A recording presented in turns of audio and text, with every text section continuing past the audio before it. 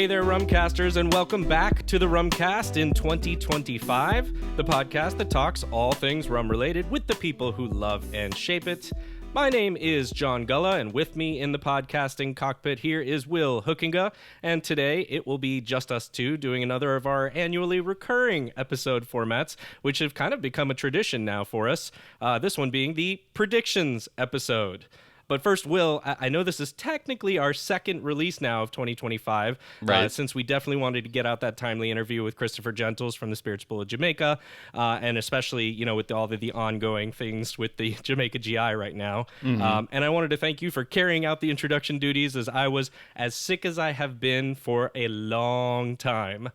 It was not easy, let me tell you, John. The burden that I carried doing the solo intro, I think probably as arduous as your sickness was, but just condensed down into a 10-minute period. So I can totally see that. It was pretty hard, but I'm happy to have you back. Yeah, and I'm doing much better now. Our whole family got this bug after our trip to Boston. So that's the worst. I guess us Miami people, we can't handle the cold, or the airlines need to do better with disinfecting, or some combination thereof. I don't know.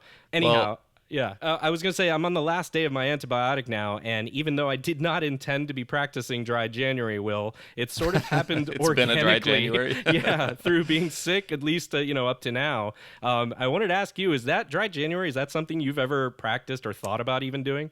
I haven't done it before. I will say my wife Samantha is doing it this year. I think she might have done it last year, and I think that just by virtue of being around someone who's not drinking, I think it does cause me to drink a little bit less. And, you know, we also have a certain trip coming up in which drinking will be mandatory. Yeah. It's kind of the purpose of the trip. The whole thing. Yeah. So it was going to be impossible for me to do dry January anyway this year. But, you know, I'm cutting back a little bit in anticipation of our travels, because, you know, I know we'll be eating out, drinking, going to bars and that sort of thing. Yeah. So I'm trying to save up a little.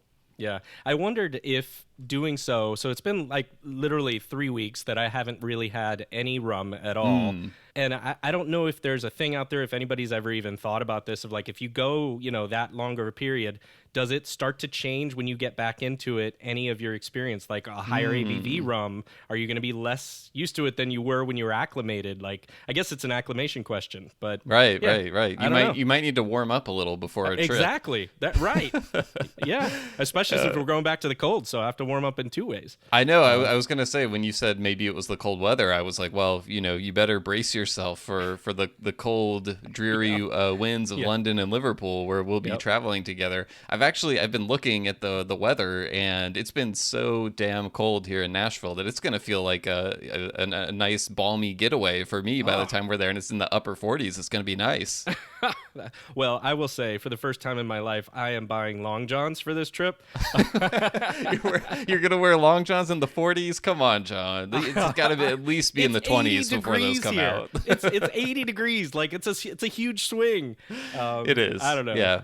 No, you should. I want you to feel comfortable and prepared, so you're not shivering all over the place. But we should probably remind listeners who are like, "What the heck is this trip that they're talking about?" Some may not have been following along, but this is the process that we've been documenting in an ongoing series called the Rumcast Single Cask Project, in which John and I are traveling, flying into London, then taking the train to Liverpool to visit the main rum company to purchase a single cask of rum that we will then bottle and release on our own for listeners to enjoy. So in the U.S., we should say, listeners in the U.S. Yes, one for day listeners worldwide in the US. domination, but not yet. Yeah. one day. So we've been documenting the process on the podcast. I'll link to some of the episodes in the show notes. You can go back and check those out, as we've discussed things like a name for the release, bottle designs, and all that good stuff. We've started meeting with label designers and things of that nature. So the process has been fun, and we're looking forward to sharing a little bit more of that as we go along. But John, I thought that maybe before we go, because we're recording this on January 19th, we fly out January 24th, so just a few days away. I think a question that a lot of people have, and that we've seen here and there, is what kind of rum are we going to be looking for? And so I don't know how much we want to give away, but is there anything that you feel up to sharing about what specifically we'll be searching for in the nooks and crannies of the Maine Rum Company's new warehouse? Actually, maybe fewer nooks and crannies, but this, just as many casks as before, but new digs that we'll be exploring. Yeah. Well, the one thing I'll kind of make note of is we're not trying to do something that's been wholly done and available here in the U.S., even though it may be very good rum. So, for instance, I'll say like a Barbados Foursquare 2007, right? A few independent bottlers have released that. We know it was a good year. We know it's beloved in many ways. Even if we did experience a Maine rum barrel of 2007 Foursquare rum that we loved, and chances are high that we might, we're not trying to go for that, right? So we're trying to explore and seek out new worlds. Right? Yes. In a way.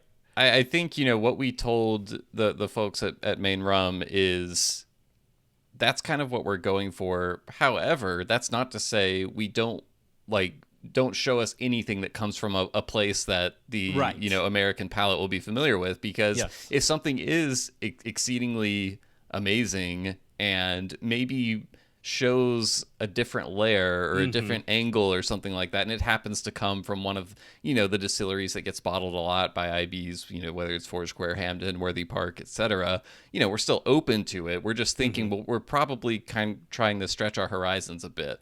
Now, I think that's also something a lot of people that are seeking to bottle rum will say. Like, as we were kind of giving these instructions, we were like, this is probably what they hear from everyone. Yeah. But I do think the more you and I thought about this and kind of what we want to do with this whole project, we landed on some ideas that we shared with Maine Rum Company. And I think we're going to keep these to ourselves for now, because we want it to be a little bit of a surprise when we document the trip and go through the process and everything. But what we can share is that when we shared these ideas with Maine Rum, they told us that we were the first people to ever ask for what we asked for. So I don't know if that's exciting. I don't know if that's a sales technique. It could be. It made both of us feel really special, like special little boys, to come up with something so unique in the process. But so they're really good actors if that's the case, because I was sold. It was a convincing performance. I don't think they were making it up, but anyway, so that got us kind of even more excited, I think, and increased our hopes for hopefully bringing back something that is unique in some way. So for anyone who's been wondering, that's kind of what we're going and looking for. And like I said, kind of a teaser for now, but we're going to be recording various things throughout the trip and documenting as much of that as we can, probably sharing some behind the scenes stuff on Patreon that'll be exclusive there, but we'll have more episodes coming for everyone that detail the trip as well. So I'm really excited. But for now, John, before we hit the road, we've got to get some predictions out for 2025 and everything that's going to happen in the world of rum this year. So we're also going to revisit our predictions for 2024 and see how we did with those before we embark on these new predictions. So I think before we do that, we can take a quick break and then come back to it. See you on the other side.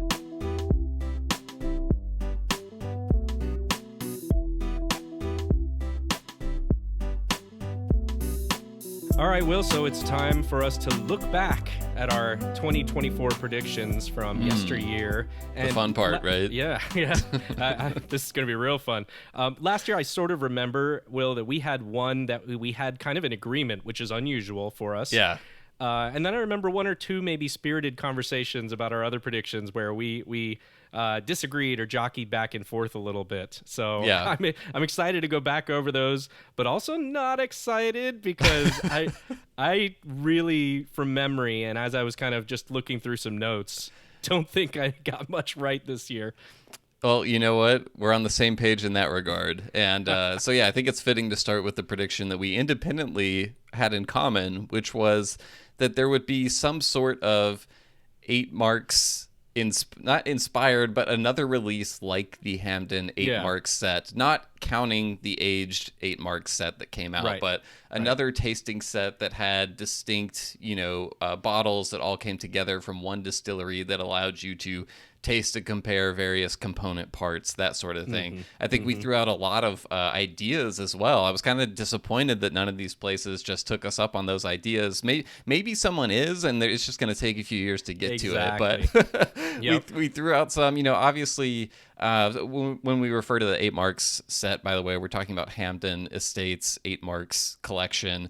The unaged one came out first. It was essentially a 200 or 250 milliliter, I can't remember, miniature, smaller bottle, one for each of the 8 marks or 8 recipes of rum that they make at Hamden. And so we threw out some ideas. I know, a Demerara Distillers one that has rum from each still.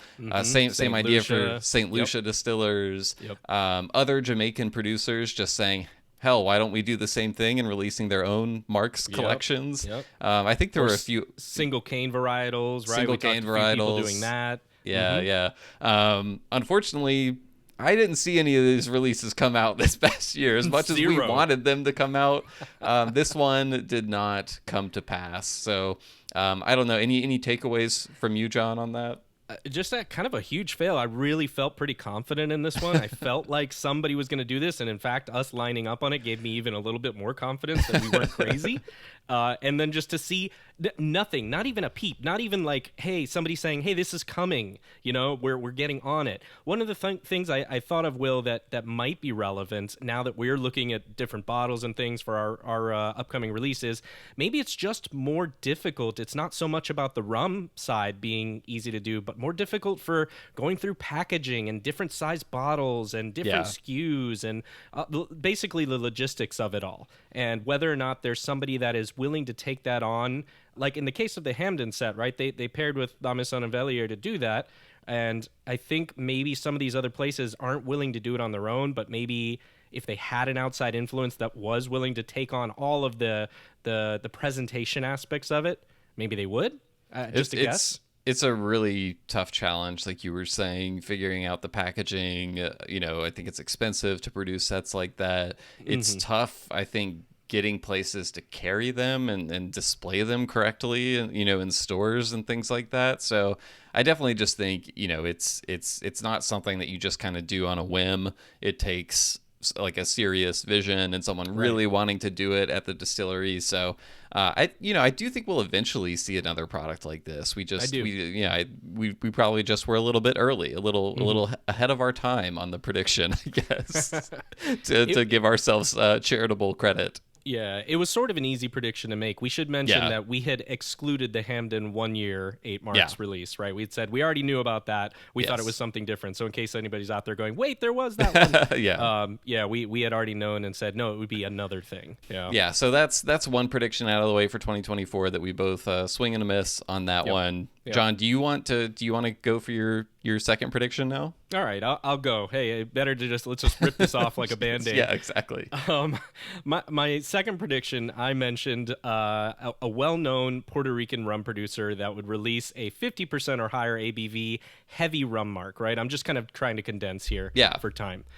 Much to my surprise, honestly, I really felt like this would happen because I had gotten kind of an in a show where they had showed me a heavy rum, and I figured, wow, this is great, and that they would release it. Well, they didn't. They're just keeping it somewhere. It's in the Indiana Jones-esque warehouse of some Puerto Rican place there that they're just not releasing this, but they have it, and it is phenomenal. But I have two big buts here. So Two big buts. First is that I still think it's going to happen. Whether or not it ends up, I'm just going to name, Bacardi, right? Whether or not it's Bacardi or it's Don Q or it's whoever that might have this and comes out with a heavier rum mark than normal, that it could still happen, and maybe we're just early, as you mentioned with the other prediction. And the second one, and this is more interesting, is, and I think I had mentioned this to you, but if not, I'm going to give you the information. Grander, Dan Dehart from Grander, is in fact releasing a similar type of product. But from but Panama. it's from Panama, right? So I missed on where, but, and it's also, I think it's 48 or 49 ABV. It didn't quite hit the 50 mark. But I'm really hoping that we can catch up with Dan soon to talk about that, and that it's successful, because I think that would be the next baby step for other producers, seeing, oh, there's a market for this. And so, you know, I still think there's something there. Although I was wrong, and I don't think I get credit for this at this point, I do think at some point there will be some credit for it, or at least it'll look prescient in the future. Prescient or prescient? Prescient? Is that how you say it? I honestly don't know. I always said it the other way, but you know, who knows? It's one of those. Anyway, yeah, I wanted this to come to pass as well.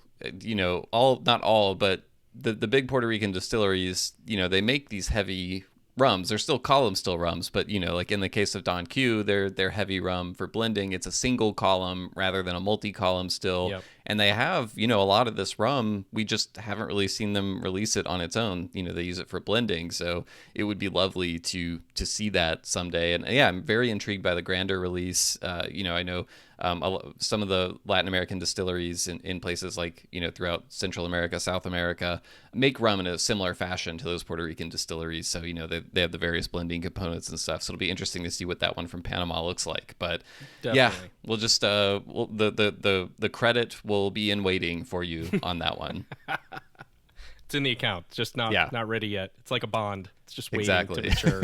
Okay. All right, Will, what was your second one? My second one was that 2 or more intra-country blends would be released. So intra-country, what I meant by that was blends of rums from distilleries that are in the same country, essentially. And I think the comparison for this was something like the Papaline rums that Velier has done, you know, blending Worthy Park and Hampton, or blending a lot of the Haitian Clarin and rum producers there, where you're taking these different styles of rum that are a part of the same rum making tradition and blending them and releasing them together in a bottle, which I think is a really cool idea. There's also the rum on Reunion that I can't remember what it's called. It's a brand though that they blend rum of all the distilleries on Reunion Island. You can't get it in the U.S. I don't even know really how available it is in the EU, but that struck me as a really cool idea. I found out about that when we did our interview with Isaudier.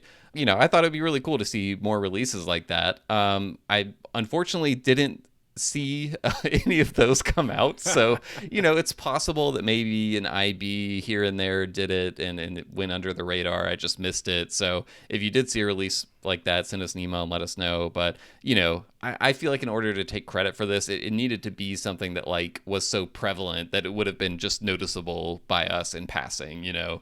So you know, this was a miss for me. I do think it's something that would be cool. You know, where I'd really love to see this is, I'd love to see a Mexican rum version of this that does some of the, be really awesome. You know, Oaxacan producers, maybe. That would be really cool. So maybe, I don't know, if Alambique Serrano and Daca Bend, Paranube, Suana all kind of team up and Uruapan. Yeah. If you wanted to get bigger.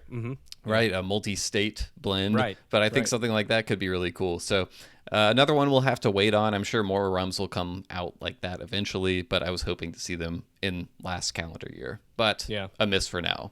So, John, your third prediction, what was it?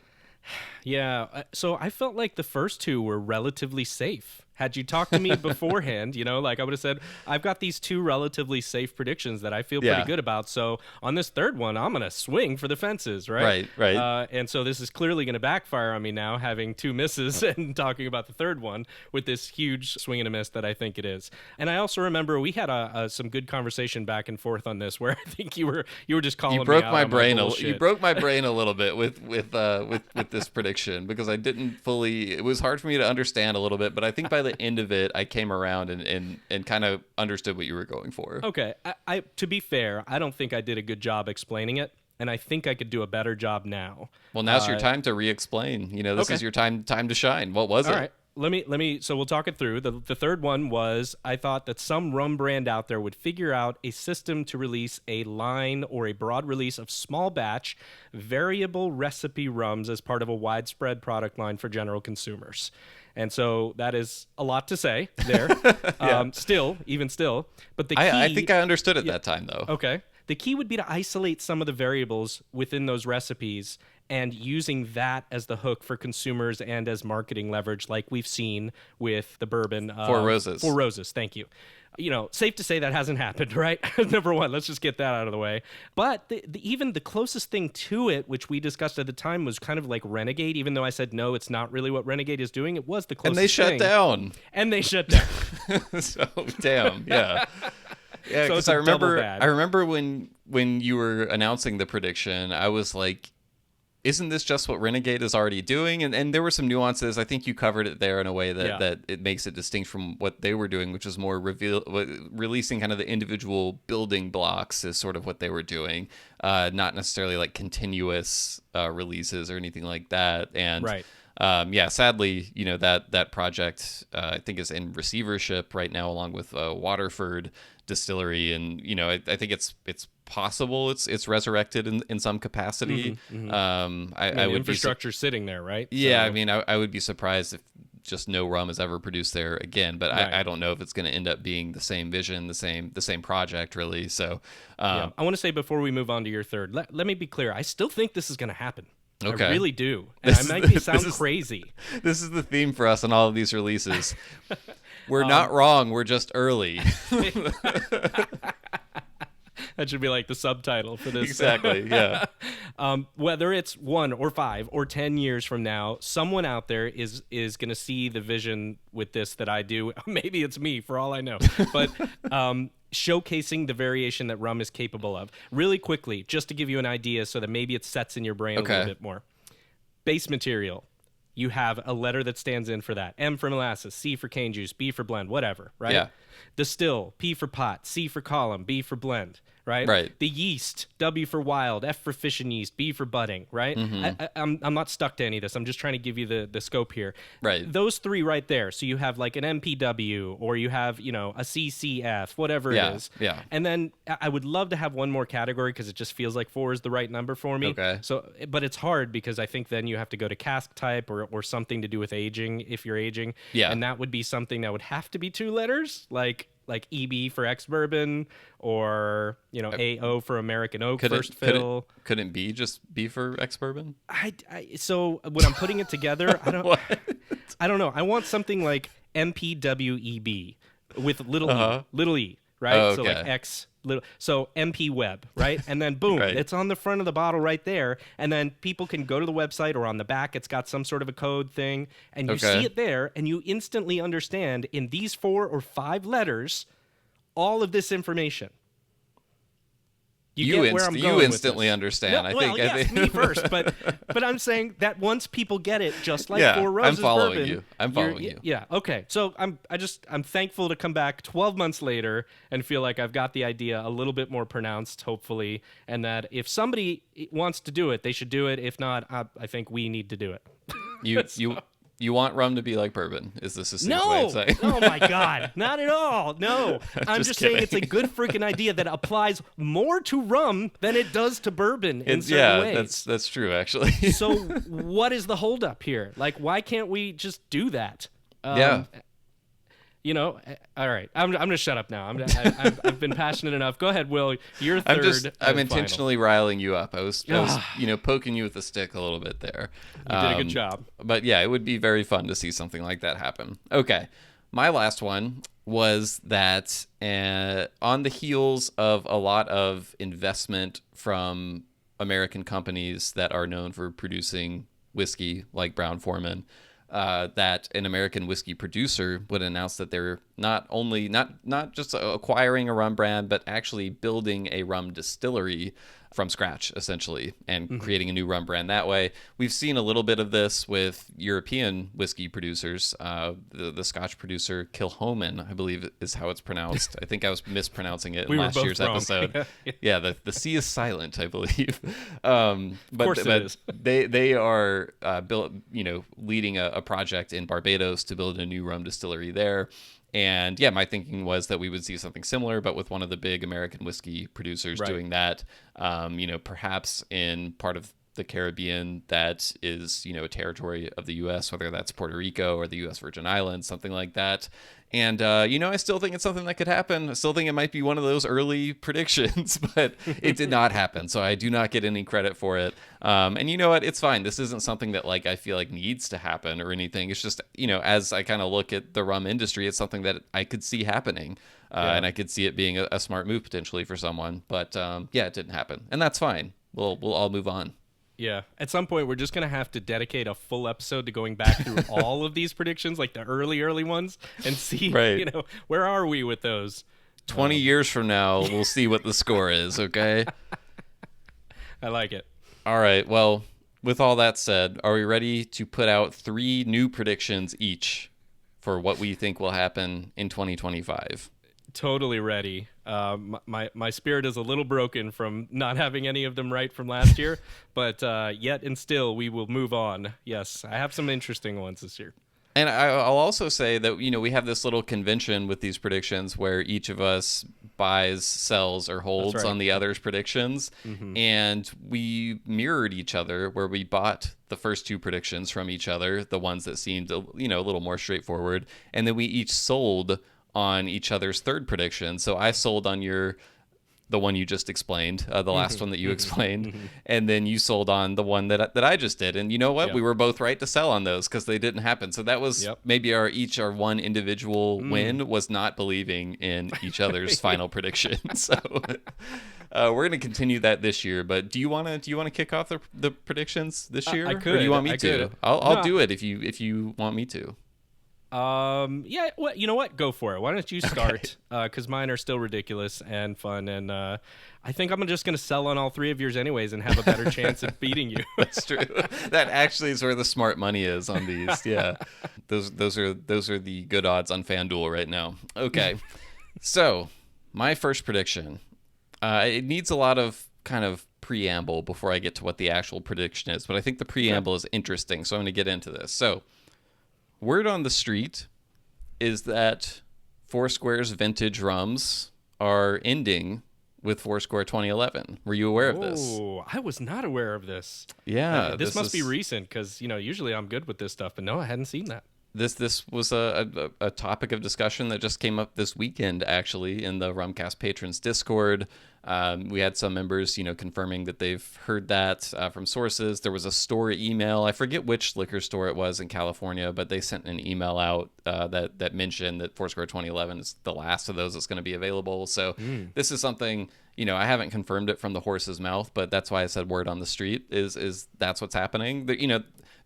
Based on the people who are talking about it, it's enough for me to think that it's happening, which is pretty interesting because those have been a mainstay of the rum enthusiast community for as long as we've been podcasting about it. Annual releases that I think people look forward to. But one person... Oh, go ahead. Before you say that, I was going to say, I presume that there isn't enough information on rationale behind why that's happening at this point. But I'd be interested to know. There's a few things I'll discuss. As I mentioned, people were discussing this in the Discord server. And one person mentioned that they spoke to Richard and that he said this was to give them the ability to do more and different things with those stocks. So that's a secondhand quote, okay? Okay. But what I really attached to there was not just different, but more and different with those stocks. So to me, more implies that they won't just be using them for one thing because the rum that goes into those vintage releases, it's not like the other ECS releases. It's always just ex-bourbon rum. I guess is it always 12 years, John? Is that typically the age of the vintage releases? It's like 12 or 13, I think, somewhere around there. But so what you're dealing with is a large quantity of fairly well-aged Foursquare rum, and I think those releases are always available in much greater quantities than the ECS ones that have fanciful names on them. So it's a sizable stock of rum that you could do a lot of different things with, especially when you factor in that the vintage releases are released at cask strength. So if you use that rum for releases that are not cask strength, they can go a long way towards other things. So when I hear more and different, Okay. To me, that implies we won't just be seeing them in one area, right? So I have Yeah. a few theories of where that rum might be popping up, but I'm curious. You have a furrowed brow right now, and I'm curious Well, what's going through your mind. the first thing is really about, I think you can do more and different, but you could probably still keep a limited vintage release. So I wonder if there has to be more there, because I don't know how many thousands of bottles are released of every vintage. Like you said, I think it is more than the other ones that are experimental is the wrong word, but like different and diverse that he releases with the big names on it. But like, why not do 500 bottles of it or 300 bottles of it or whatever it is, just to keep a vintage? You've already invested in it for 5 years or whatever it's been. So it just seems weird that you wouldn't say, all right, instead of a 3,000 bottle release, they're going to do a 500 bottle, which really, I don't know if I love this, but it makes it more rare and more valuable to obtain. Right? Yeah, do you know how much? Do you know how annoying a 500 bottle Foursquare release would be, John? It would be immediately snatched up by predominantly people who are going to sell it on the secondary market, and then those prices would be absolutely ridiculous because of the limited quantity. I would actually not like to see that happen. Count me in the anti 500 Foursquare bottle release. You're making a fair point, and I bet you a lot of people are with you on that, and I'm not disagreeing with that point, really. I'm just saying I still see that you could continue a vintage release, even if it's only sold here in Barbados. You come to Barbados and you get it, right? So that maybe that helps with some of that. It just seems odd to me that they would just outright cut it off. So that's where I'm reacting to, is the logic behind it, of saying like, well, either it's just not selling the way they wanted to sell it, they're not getting what they think out of it, or some other. It just feels like there should be one other reason there, and maybe I'm wrong. It could be. Well, I think this is kind of consistent with what it's a continuation of something we already saw with the series, which was, I think, maybe last year, sometime in the last year, maybe about a year ago. Yeah. They stopped doing the lower strength ECS releases. That's right. They had a slightly different. They had a different color on the label. I always forget.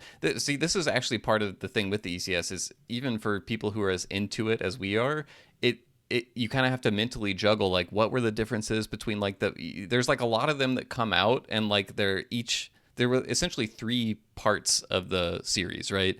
There's the vintages, there were the lower strength ones that also had fanciful names, and then there were the cast strength ones, like Sovereignty and Equidem, releases like that come out. And so they stopped doing the lower strength ones, which I kind of missed at the time because I liked having those. They were less expensive, they were really tasty. I think a lot of times they had higher quantities, so they weren't, they were easier to find. So to me, it's kind of a continuation of that. And I do think, like, what is the common complaint you hear from the ultra rum nerds is that there's not enough difference in the Foursquare releases.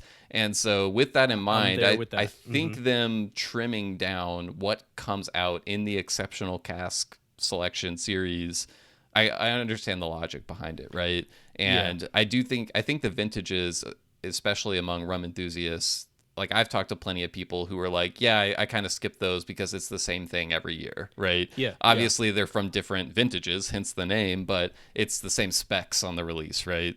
Exactly, which was kind of part of the fun of it. Again, isolating the variables a little here and there and everywhere.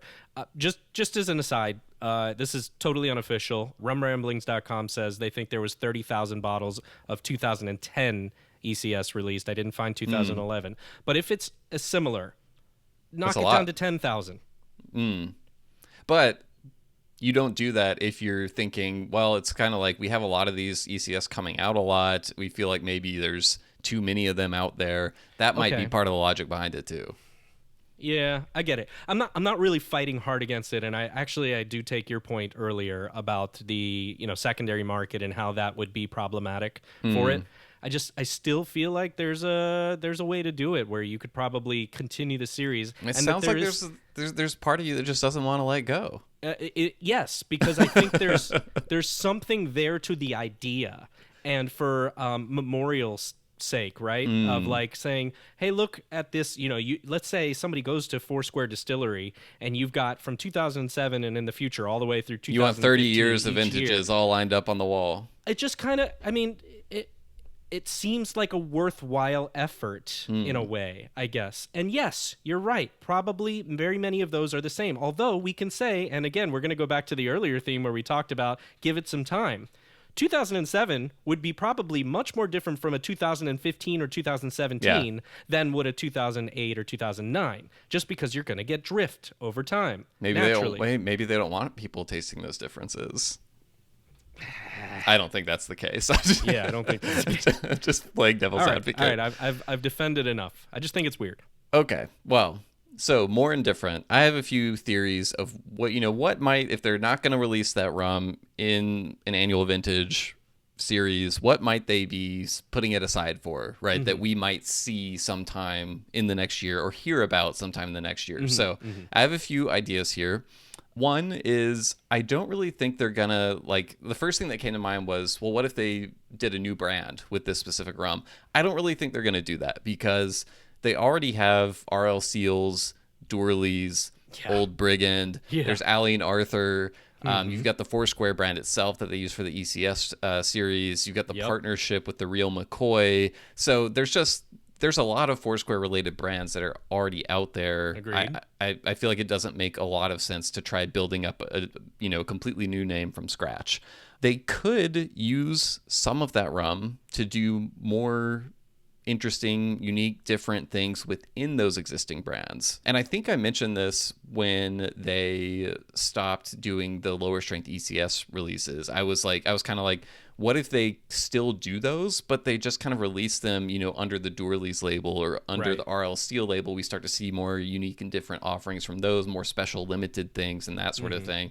They do have Dourleys 14 year now, which I don't think I've ever seen at my local Total Wine. So it could be that I've seen it here. Yep. Maybe they expand the availability of a bottling like that, right? Or maybe they do unique one-off, cask strength Dourleys releases or something to that extent. And this was an idea during this discussion in the Discord server. Discord user Danny B mentioned this, something along these lines as well.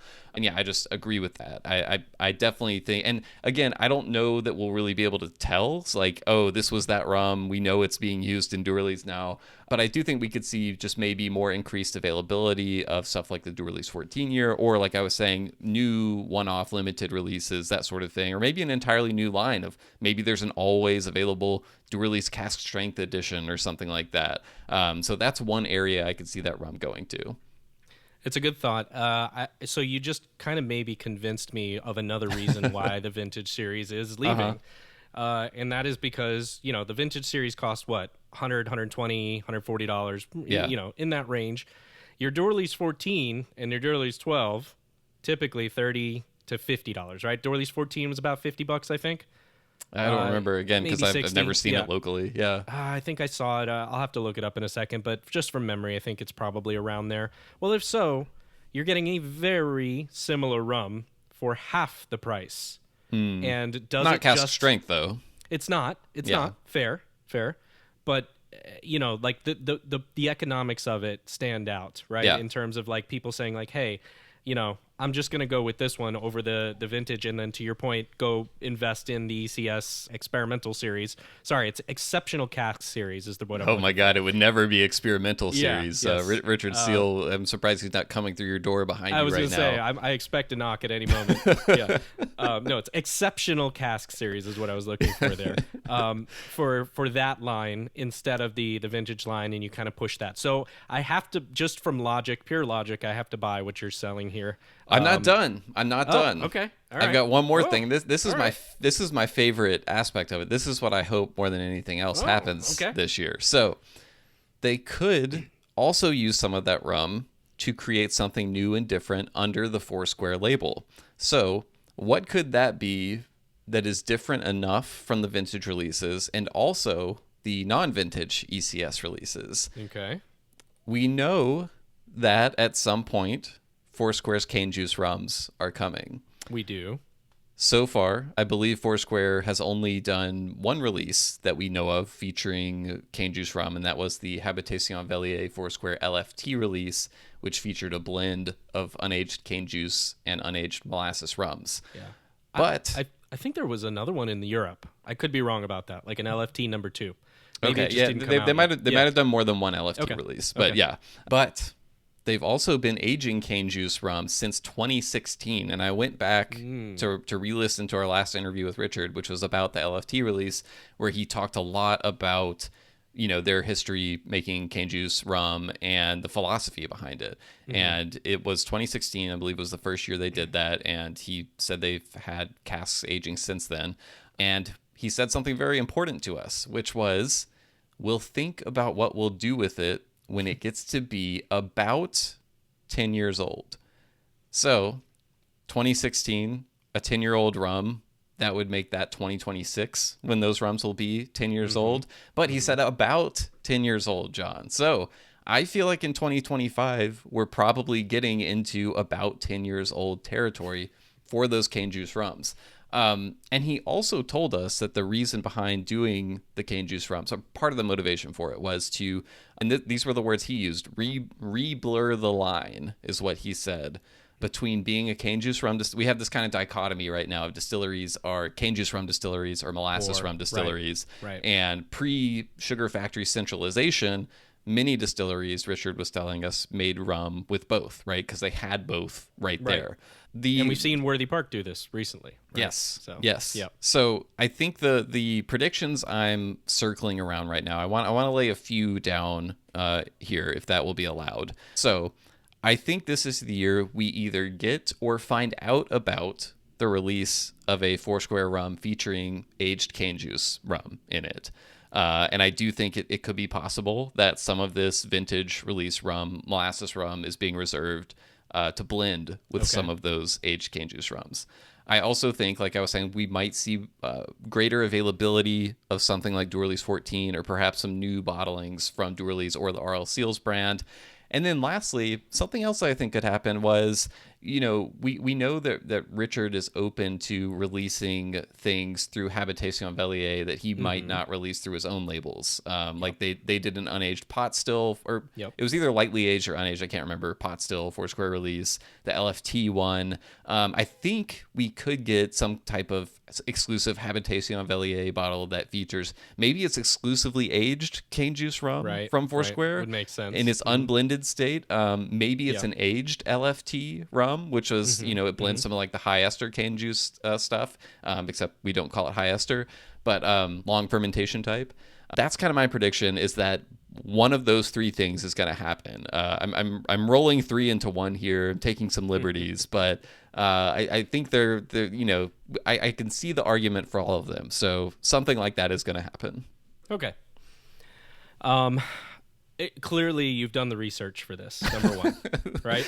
I just started thinking about this morning, John. This was my last minute addition to my predictions. It bumped one that I wasn't very enthusiastic about, so I was really happy about this because I feel like I'm onto something here. You shouldn't have told me that, because it sounds really well researched and like you had taken 5 hours to come up with this, or maybe you did, but I really badly want to say no for some reason. But I think I'm going to have to come out like, what's that Kramer guy with like a big mallet and buy. Have you ever seen that or reference to it? You have no idea. Kramer what I'm talking guy? about. I know who Kramer is. I don't know. No. His name is Kramer, and he's on like, I don't know, CNBC or something, and he talks about stocks, and he's like a weird bald dude. Sure. And he just go with it. Yeah. It's a buy for me, and not the NSYNC version. And I see your logic. Your logic has overwhelmed my emotional appeal to keep the vintage series, and I have to go with the logic on this side. I think it's a good thought. I would plead to Richard, just take a couple thousand of those and keep them as a vintage. There's no harm in it. The impassioned plea from John Gulla, a longtime fan of the vintage releases. Yeah, I'm just looking forward to seeing what happens. So it's exciting that something different is coming, something more and different is coming. I look forward to seeing what that is. Maybe we'll find out this year, maybe we won't, but I'm betting that we'll find out something. All right. Yeah. John, hit me with your first prediction. I took up enough time on my first one. I'm ready to hear yours. That's fine. It's our podcast. That's what it's for. It's to be long-winded. And speaking of long-winded, no, I'll try to make it short. But as listeners know, I try to thematically connect my predictions every year. Wait, last year was the 6 marks. The 6 marks last year, which I don't know if you can top that one. I don't know if you can top that one. I don't think I can. But I do think there's something with this one, and I'll say I have a preamble just to get there with it. I will try not to take too long and come right back to rum. But I recently bought a telescope. It just wasn't what I thought you were gonna say. That's very cool. I think stargazing and astronomy are cool. So yeah. I was gonna ask if you've ever owned one. Have you ever owned a telescope? No, but I do own a sextant. Oh, okay. How about that? I mean, it's connected in a way. I mean, they both involve observing the stars. Observing the stars, yes. Yeah, that's true. Different end goal, I guess. Well, I did own a telescope about 20 years ago. It was a Zummel 4-inch Maksutov Cassegrain telescope, which is a fancy name. The to Zummel just say 4 a inches short-barreled reflector. Classic telescope. But I was looking at solar system objects with it, and it was really nice. Unfortunately, had to get rid of that one. But I just bought this 8-inch Dobsonian Newtonian reflector scope from Apertura, and I'm really excited. And as you mentioned, 8-inch. Well, that's twice as big as 4-inch. Yeah. Well, it's not as simple a calculation because I'm going to different types of telescopes, but I'm going to skip past that. Of course. I wanted to mention this only because when I've spoken with other people who aren't interested in stargazing or astrology or cosmology, or if they've never, ever used a telescope and they see this impressively sized, because 8-inch is fairly large. I mean, it looks like a small cannon. Invariably, the same question comes about. Can you see the American flag planted on the moon by Neil Armstrong in 1969? I never would have thought to ask that question. I would just assume the answer is no. I mean, wouldn't you have to have an amazingly powered telescope to view that from Earth? Thank God, Will. Thank God for you. That seems ridiculous. It seems like 1 out of every 3 people are like, oh, cool, the moon. Where's the American flag? Can I see that? Wow. Okay. I mean, a lot more than you would think. All right. This is a facepalm to me on the same level as the argument of rum is made from sugarcane, so it has to be sweet and have sugar in it. Right. Right? The answer is a resounding no, as you said. In fact, not even the Hubble or the James Webb telescope can see that. And there are 6 American flags on the moon right now from various missions. And even if we did have a telescope large enough to see one, the colors would be very washed out by now, if not completely white because of the UV coming from the sun and how much time it's been there. So, alas, we will not know what that looks like unless there's a lunar orbiter or in our lifetime they go back to the moon. Okay. So back to rum, okay? My theme this year is, drum roll, the Apollo 11 mission to the moon. And you're going to see how I connect this now. Yeah. I'm glad it's not Apollo 13. Yes, thank you for knowing the difference. There are so many people who really don't. They say Apollo 13 is the one that landed on the moon. So my first of the 3 predictions that's going to connect to this is one small step. It's one small step. Okay. And this is a de-emphasization of minimum age statements on rum products from reputable producers and bottlers. Okay. And I'm going to acknowledge that I'm already cheating a little bit because where this idea started to come from is there's an upcoming Hamden 1753 release. Ah, yes. You've heard of this. Yes, okay. we've spoken about this, John. Don't That's act right. like we haven't talking about it. Talking? How do I act like we haven't talked about it? Well, and some of our other listeners are going to know about this, and those who don't, you'll know about it soon. Yeah. It's an upcoming Hamden release that's no age statement, right? And I think this is kind of a trend for a few different reasons that I'm going to dig into. I think we'll see at least 2, so a total of 3 of these types of releases from reputable producers or independent bottlers that are aged but have no age statement on it. Okay. And this might end up being a blend. Will these be... Yep. Will these be like regular releases? Because I think the Hampton 1753, is it 53? I can't remember the exact... No, I don't think it's limited. I think it's. Okay. I'm pretty sure it's intended to be part of the range. An ongoing. Yeah. Yeah. I don't know. Honestly, with how miserable I've been with these, I'm going to try not to add the additional restriction. Yeah, that's fair. But I think there's going to be more of these coming is essentially what I'm trying to get at because of a few different reasons. I think one is to combat some of the pricing issues that we might see, especially from tariffs that might be coming up. So because of that, maybe we're looking to produce, and by we, I mean other people are looking to produce a price-conscious product that is still a good product, but doesn't carry with it some of that age requirement that restricts them, and the price has to go up.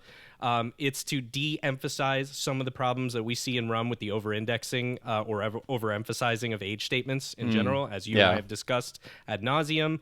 I think some of the growth in like young agave spirits might be helping with this also. That may be a stretch, but when I went to the Total Wine recently, Will, I noticed a huge change in their position there. Really? Yes. Usually, when I had gone, there was whiskey and bourbon were the dominant shelf space there, like with multiple rows.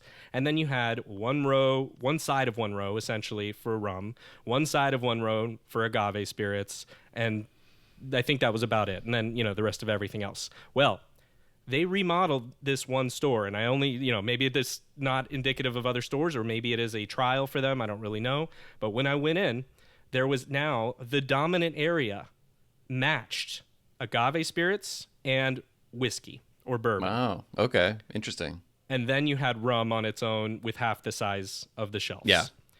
And I know somebody had recently brought this up. I think it may be on one of our happy hours about how agave spirits has really come up in the market, and that's probably Total Wine responding to that. It hurt a little bit. It hurt because, man, I really think that rum has the capability to do the same thing, if not better, right? Obviously, we wouldn't be doing this podcast if I didn't believe that. But it feels like rum still is going to have its time. It feels like it needs to have time in the spotlight like agave spirits and tequila are having right now. It's not there yet, but maybe some of this releasing and getting rid of some of the age statements has some effect and helps a little bit with younger rums, which we know there's very good quality younger rums out there, but it's been kind of a tough market to get into. So that's kind of where my head is going with this one, and I'm thinking we're going to see more of it. Oh, and also, of course, I didn't mention, but in some places like Hamden, we know that some of the stocks that they have also been depleted more. Right, we've heard this from producers that some of the stocks have sold well enough that they're depleted now, so they're having to make some different decisions. So with all that combined, I think that's where my head goes. We'll see less age statements for younger rums. And before I let you respond to this also goes back to a previous recommendation, a previous prediction that I made, which was I said we'll see more young age statements. Well, I was wrong about that. And I think what it is, the move is to just not give an age statement when it's a younger rum. So that's where my head is going. Well, I think that could make a lot of sense because I think a lot of people have an aversion to, they see something's a 3-year rum, right? Well, that can't be that good. But if they see Hamden, 1753, or I need to get the number right, whatever. I think that's it. Yeah. They see that's not definitive on how old it is, right? So it could be anything, and then you're just more judging it on taste. I do know there are probably some spirits enthusiasts out there who see no age statement and just automatically classify it in a lower tier. Oh, it doesn't have an age statement, it can't be as good. But you and I think, would both agree that spirits can taste great, particularly this is true in rum. I won't speak as much to other spirit categories, but young rums can be great. And I don't think we need to. I don't think producers need to operate from a standpoint of like, this is great now, or this blend is great, but we need to like hang on until it can have a higher minimum age statement, right? Right. So I would love to see this happen. I think releases like this are interesting. I'm really looking forward to the Hampton release. I think we're going to be able to try that sometime soon and let people know, our impressions of it. But I'd love to see more releases like that, provided that I think the one caveat would be, I hope that they're priced appropriately, right? Like I hope that age statements aren't obfuscated with the intent to pass this off as being older than it is so that we can charge more for it, but really it's young rum, right? Yeah. Because that's Santa something Teresa that 1796 style, right? that I mean that does happen with a lot of rums that we've seen that have numbers attached to them that don't really mean anything. So producers like Hampton doing it, I trust it. I think it's cool. I'm looking forward to seeing what it is. And and I do think we could see more of this. So I'll buy this. If just two more beyond the Hampton one, I could see that happening. So I'll buy it. Okay. All right. Your middling emphasis on buying it is good.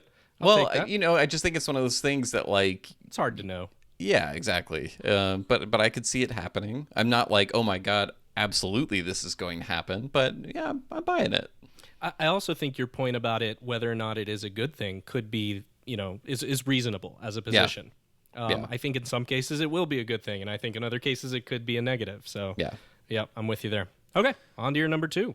Okay, so you actually touched on something that is my second prediction, or related to my second prediction. And historically, this is something I thought about this year, was I think all of our predictions have been overwhelmingly about things that could be described as good or positive things happening in the rum world, because it just doesn't feel very fun to come on a rum podcast and be like, hey, you know what, I'm going to predict that 3 rum distilleries shut down this year. Which that's not my prediction, but I do think it's worth bringing up something that I do think is going to impact rum this year, or I mean sometime in the next few years, but likely this year, more so than it did the last time this happened. So my official prediction is that tariffs will impact rum for rum enthusiasts much more this time than they did last time. And by last time, I mean in recent history. So I kind of want to, I kind of, this was an issue that's come up when I've talked to independent bottlers lately. A lot of them are a little bit on guard, about what could be coming down the pike that might impact their business. And, when the business of rum is impacted, the purchasing and enjoying of rum by enthusiasts is impacted as well. So I went back and looked at kind of what happened with the whiskey and Scotch tariffs a few years back. And I wanted to kind of recap this because I think it sets the stage for rum enthusiasts who might have concerns about this or just don't know as much about it. So in 2018, the European Union put a 25% tariff on American whiskey as retaliation for American tariffs on steel and aluminum. So in response, the U.S. put a 25% tariff on single malt Scotch. This was, I believe, in 2018, 2019, sometime around there. December 2023, an agreement was reached to end those tariffs. Obviously, 2 different presidential administrations, different philosophies, all go into that. However, that agreement that was reached in December of 2023 expires in March of 2025. And the kicker is that if a new agreement is not reached, the European Union tariff on American whiskey not only comes back, but doubles to 50%, which is the 25% one was massive. You can search about this. There's tons, particularly the American craft whiskey producers who are kind of, I think, just starting to get into the European market and stuff, like the bigger ones. It destroyed some of those businesses, the 25% tariff. So the 50% one, that's just huge. And then there's another thing coming up, which is that I believe if the trade disputes between the US and the EU and UK that have to do with Boeing and Airbus, if those aren't resolved by July of 2026, I think there's been an additional tariff threatened that would be 25% tariff imposed on American rum, brandy, and vodka going into the European Union and the UK. Now that's 2026, but we're already seeing rum in there. And I think it's interesting it says American rum, because my first thought to that was, well, what do they mean by American rum? Because if they're including Puerto Rican rum, U.S. Virgin Island rum in there, obviously that would be a substantial impact for, Bacardi and Cruzan and all that stuff that's going into the EU. So I think that's probably what they mean by American rum, because if they're just limiting it to, rum from actual states in the United States, that's a drop in the bucket, like the amount that are exporting to those places. Anyway, we've seen promises from the Trump administration, possible 25% tariff on products coming from Mexico and Canada, possible 10 or 20% tariff on anything coming into the U.S. We saw tariffs actually happen in the past administration. So I just think it's something like I'm a little nervous, the impact that could have on the price of rum, the variety of rum, because quite a bit of rum comes from the European Union into the United States, from the UK into the United States. And a lot of that is kind of, we've been talking about this new wave of American independent bottlers, right? And it's really just been in the last 4 years or so that like things have really picked up. We're starting to see really interesting bottlings all the time, new companies popping up. Yeah. And so if it's costing those people, an extra 10, 20, 25%, whatever, that's going to impact things substantially. Yeah. And so, I'm hoping I don't come off as too much doom and gloom. I mean, I hope that none of this happens, right? But given that like there literally were tariffs that happened recently that had to do with whiskey, and it seems like, the intensity around all this could be ratcheted up. I'm just kind of preparing myself. I think that rum enthusiasts are going to be impacted some way, in the next year by this. Hopefully it's not too much, but yeah, that's where I'm at. Just to make sure, the prediction itself is that we're just going to see more tariffs, or? Yeah. So I don't know what the specific prediction is. Okay. That's fair. It's I think we'll see price increases that arise as a result of tariffs in some capacity. I don't know if it's going to be specifically tariffs on rum, but I just think it's going to impact the market for rum enthusiasts in some way. It's a tough one to. I mean, it really just depends if there's an 11th hour kind of intercept there, or if those things that you mentioned come to pass and are come to pass, and then or doubled down upon. For all we know, in terms of where this goes. So if that were to happen, then clearly you're going to see effects in the market with that, whether it's prices, less products, both of those type of things. Hard to say exactly what happens and how producers and importers respond. Yeah. And I think we both agreed on our producer of the year in our year in review episode, Alambique Serrano, right? Yeah. If there's a tariff on Mexican imports, a young brand like that already has to charge a premium price, right? A category that's hard to, get people to understand Mexican rum, and, rum enthusiasts love it, but it could have a substantial impact on producers like that. So I hope it doesn't happen. I don't want to predict that it will happen, but I just feel like there's too much noise around the whole conversation for it to not affect rum in some capacity. Yeah. And if we're keeping it broad like that, I mean, I think the smart play is actually to buy again, and kind of hope that for the best out of it. But that if you're saying, hey, we're going to be impacted by these things, and the rum consumer will be impacted, I can't see how that doesn't happen most likely. So I have to buy it. Well, I feel like I brought a dour tone to our podcast, but I intentionally. I'm about to make a sharp turn on that. Oh geez. Okay, good. Well, I intentionally put this in the middle of my predictions. I'm doing a sandwich, where you have good news sandwiched around bad news in the middle. Right. So we'll transition back to hopefully the good sandwich. News. Yes, exactly. So what is your second prediction, John? So my number 2 is actually hopefully going to take a turn, like I said, out of this a little bit by saying I'll quote a U.S. president. Oh, okay. I believe it was John Adams. Don't hold me to it if I'm wrong, but I think it was John Adams who said every problem is an opportunity in disguise. Okay. So for my number 2, kind of going swimmingly right with yours, is it's going to be one giant leap is the theme. So we had a small step, first of all. Now we have a giant leap. You got it. All right. And the giant leap is that American continental rum takes a giant leap forward. Oh, okay.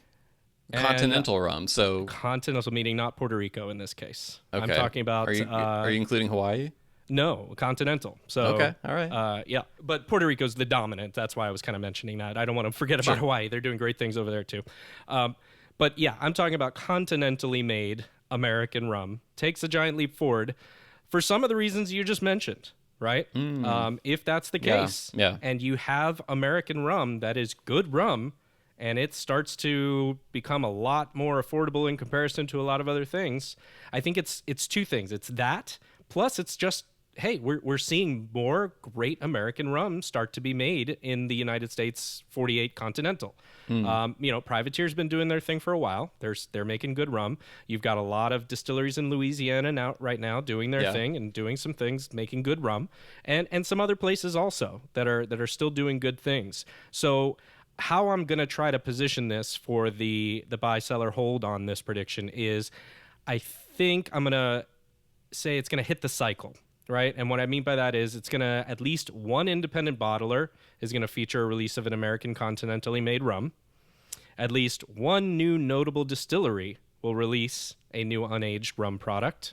Okay. And at least one previously existing American distillery will release a new product of more than 5 years in age. On the IB releasing an American rum front, are you excluding Raising Glass's Privateer release from this? I am. Okay. So I just wanted to check. I thought that might come up, and if you didn't say it, I was going to say, hey, squeeze it in.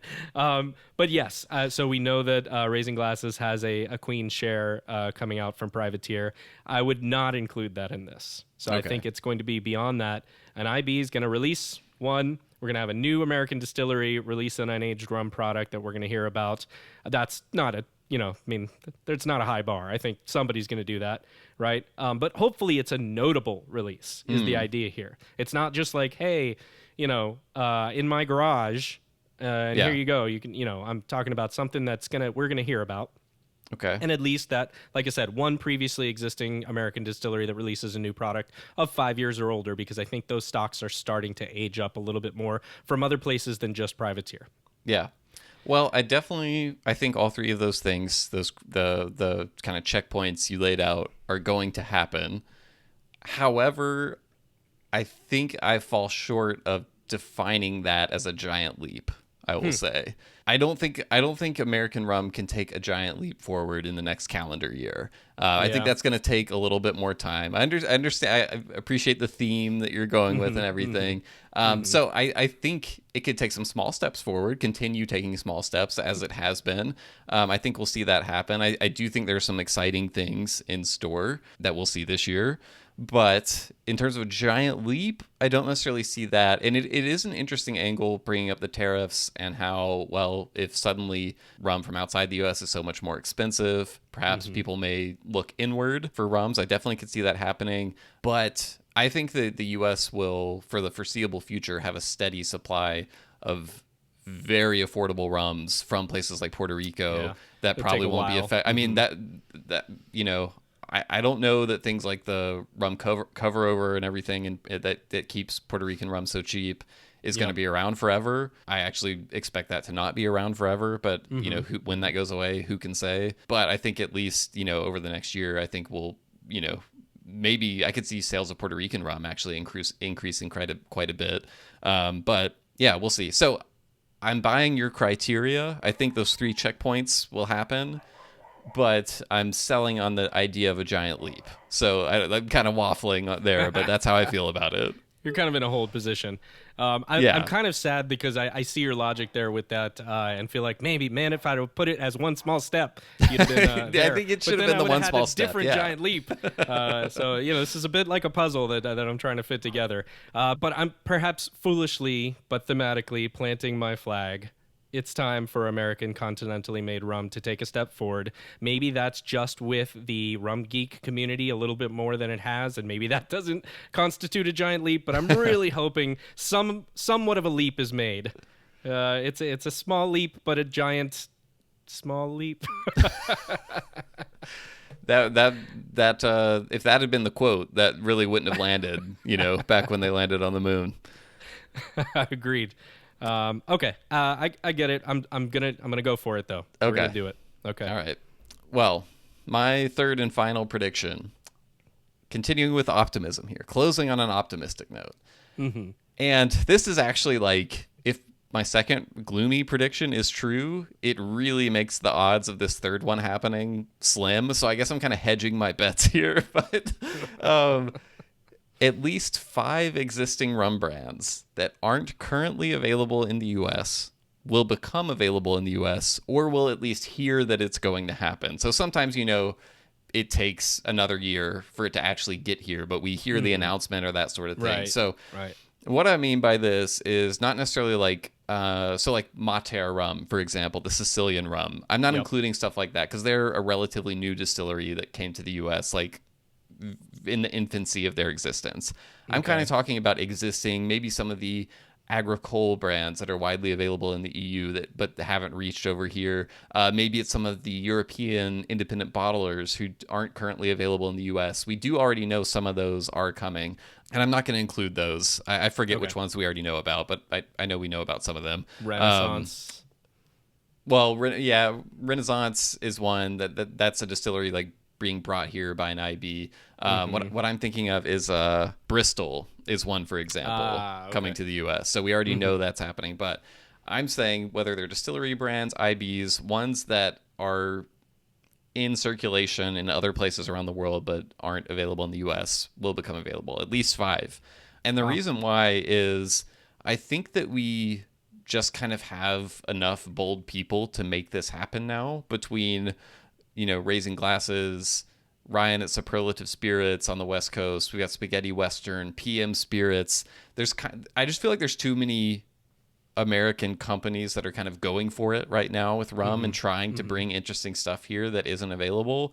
So I think we're kind of reaching a fever pitch there. And then also there's always going to be external brands that are interested in exploring the American market, right? I know it's an extremely difficult one to tackle because of the nature of distribution here being handled on the state level in so many different markets and such a big country. Yeah. But I'm closing on optimism. It's a bit of a stretch. I think 5 is a lot for me to predict here, but I'm going to go for it. At least 5. We'll see what happens. Well, you said it. I don't need to say much else, which is I buy your sentiment. I'm selling on your the amount, the aggressiveness of 5. This is the tradition now. We each always sell on each other's final predictions. So I can't wait to see what I'm going to sell on when you share your final one. Yeah, so I'm kind of waffling like you were on the second one, which is I agree with you, but yeah, I've got to sell. I think if you had said 3, it would have made it a tougher decision for me. I think 3, I would have said, I could really see that happening. I don't know. It's not a given, But 5, I think, is an easy sell for me with the number. All right. Well, we'll see what happens. I hope I'm right. But I appreciate you taking the swing. Yeah. Even if it's only 4, that would be a great outcome, too. So that's a good thing about aiming for the, what is it? You aim for the whatever, you end up among the stars, even if you're short. Reach for the stars, and that way, if you fall short, you hit the moon. I don't remember. Something like that. Something like that. That's the spirit of my prediction. It's on theme too. Damn it! I should have had that ready. All right. Well, what is how are you closing out your Apollo 11 theme? Will, I assume you know this, but just ask the question. Do you know who the second person on the moon was? Oh, I always forget. What, Neil Armstrong was first, right? Correct. It's not Alan Shepard, is it? No, it's not Alan Shepard. It's a different mission, right? I always all the early astronauts, their names. I know it's not John Glenn. No. Yeah, who was it?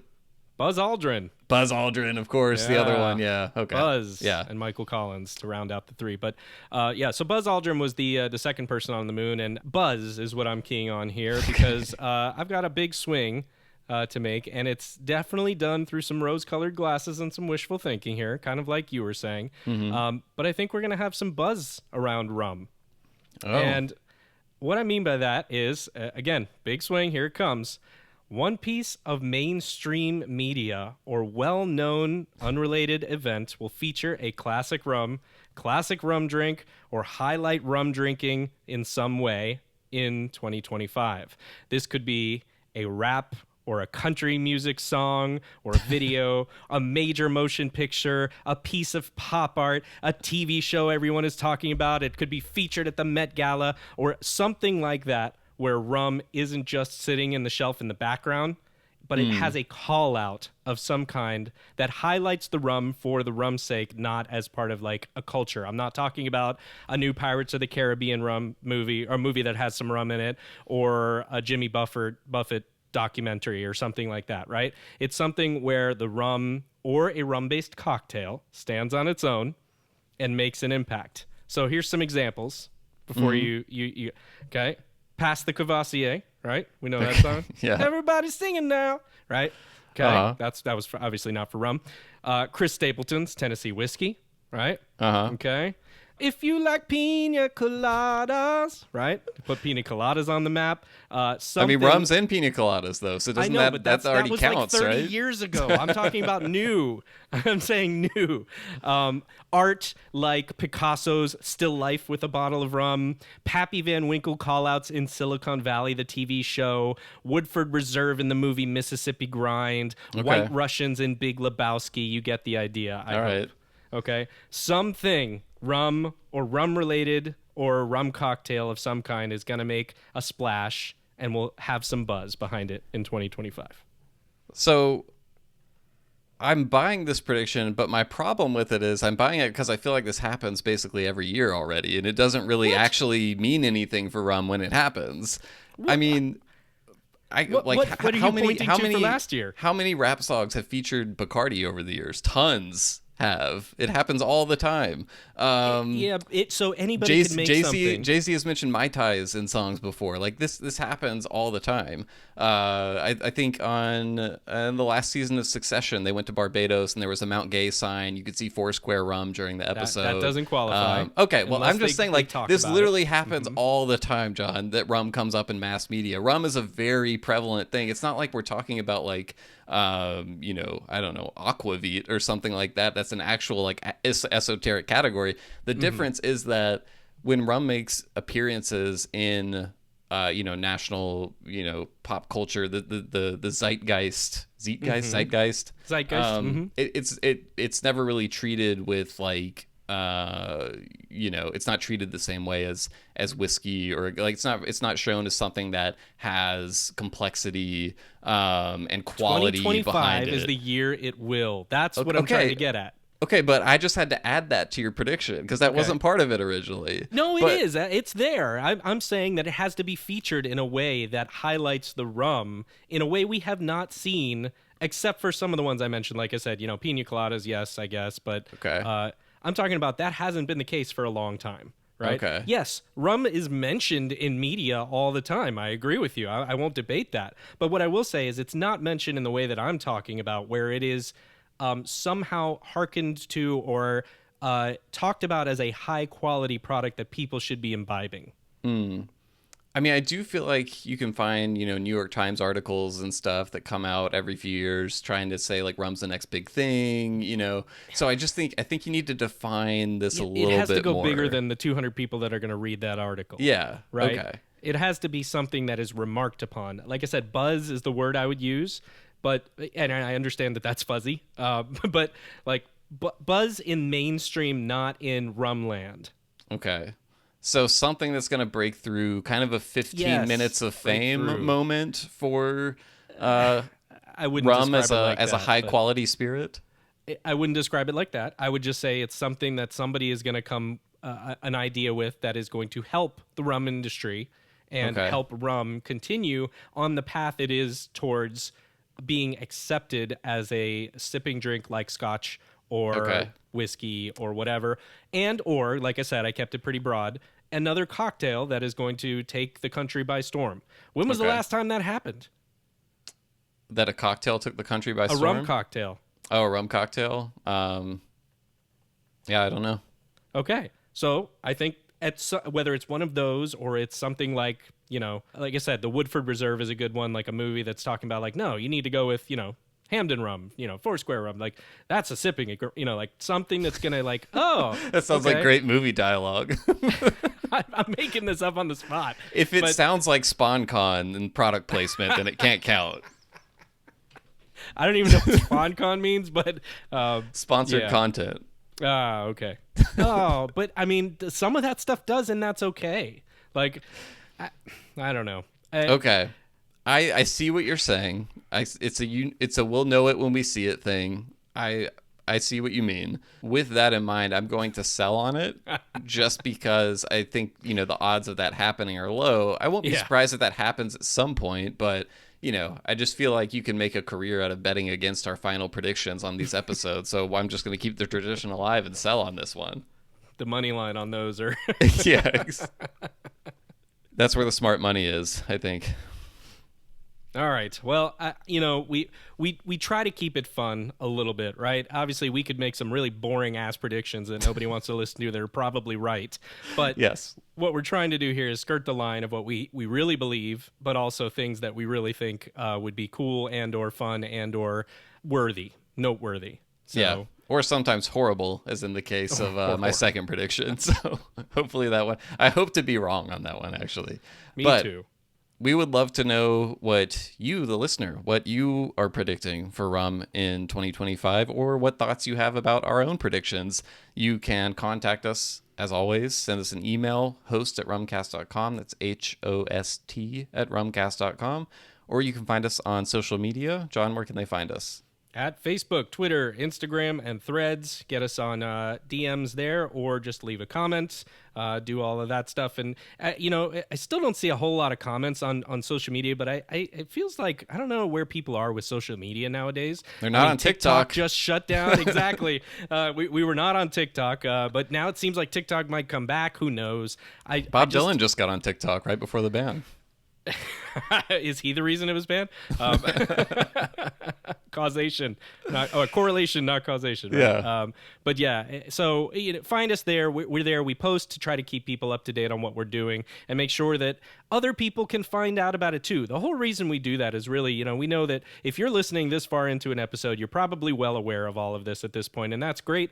But helping us to spread the word to other people. I will say that recently we have seen a significant uptick in French-speaking areas for our social media. I don't know where it came from exactly. There might have been a couple accounts, and thank you to those who are sharing. But yeah, so, cool, because that's traditionally not a place, because obviously we're not speaking French, that we've done as much in. So we would love to cover a little bit more of that and maybe find a way, Will, to learn French in 2025 and see what happens. Oh, man. I'm so hopeless with French pronunciation. I don't know if I can set that goal.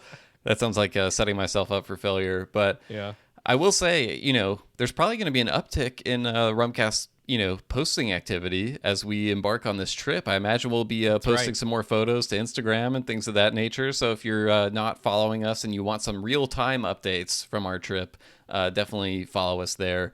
But John, I guess the next time we see each other, well, that's not true because we have a patrons happy hour on Wednesday of this week. But other than that, the next time we see each other, we'll probably be very weary in the London airport together. I think we're arriving pretty close to the same time, so maybe we can link up in the airport and share a ride in together. But I'm looking forward to it, and looking forward to seeing all that 2025 holds. All right, until then, cheers. Cheers.